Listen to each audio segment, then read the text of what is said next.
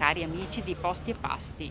Oggi siamo di nuovo qui a Vicenza perché voglio invitarvi in questa città per una grande mostra. Ci sono 3 capolavori esposti in Basilica alle mie spalle, di cui fra poco vi parlerò.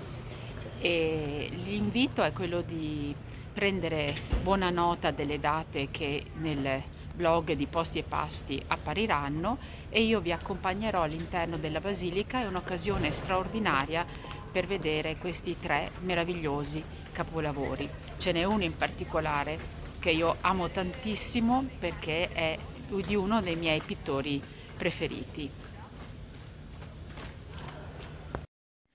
Queste sono le date, quindi fino al 4 febbraio del 2024 sarà possibile venire a Vicenza e vedere questi 3 grandi capolavori. 2 forse ci sono più vicini a livello di approccio, perché il Caravaggio dalla Galleria Borghese è innegabilmente uno dei grandissimi capolavori dell'artista.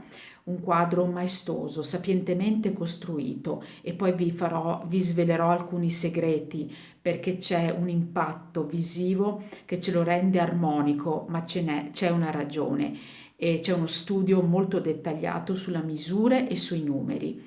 È essenziale perché pochi sono i colori, come sempre, si punta molto su questo impatto rosso, bianco e tinte più scure, ed è lo stesso approccio che affronta anche il Van Dyck. È una rarissima allegoria, noi abbiamo la fortuna di averla a Vicenza nella collezione di Palazzo Chiericati, nella nostra pinacoteca.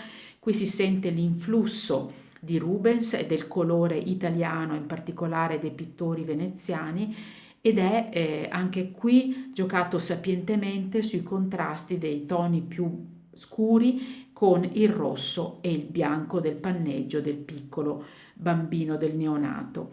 Ed è interessantissimo perché io preferisco chiamarlo le età dell'uomo, né 4 né 3 come trovate ancora in certi cataloghi, perché ci sono più significati sulla caducità della vita, sul tempo che passa. Infatti il tempo è il grande tema della mostra, il tempo che è inesorabile e noi non riusciamo a fermarlo, ma c'è un tempo fisico e c'è un tempo anche della memoria, un tempo personale, ed è per questo che Arcangelo Sassolino con questo grande disco riesce a farci parlare, a farci riflettere sulla memoria. No memory without loss. Non c'è memoria se non c'è una perdita. In che senso?